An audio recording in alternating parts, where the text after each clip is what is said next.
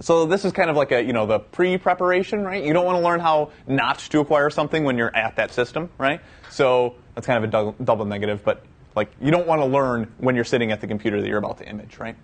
So test your process ahead of time. This kind of comes back to what we were talking about before.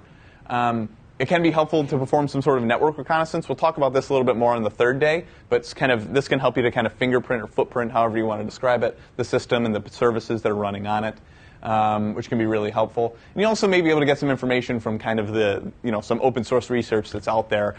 Who is, kind of who it's registered to a domain or something like that, as well as where it may be located using something like MaxMind or GeoIP to help you kind of understand what you might be dealing with.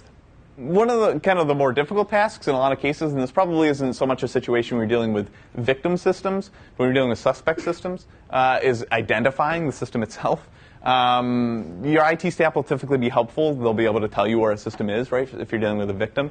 But in situations where there is no IT staff, or it's a co-location facility, and they're basically just farming out servers or virtual space on those servers, they might not actually know, right? And that's not really their fault, right? They're not trying to be difficult in many cases. It's just that they don't know, right? People make servers, they go on something, right? It's basically all kind of load balanced and handled that way.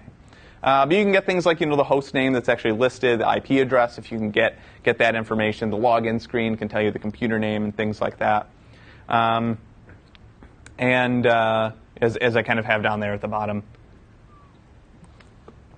hosting facilities can sometimes make this difficult.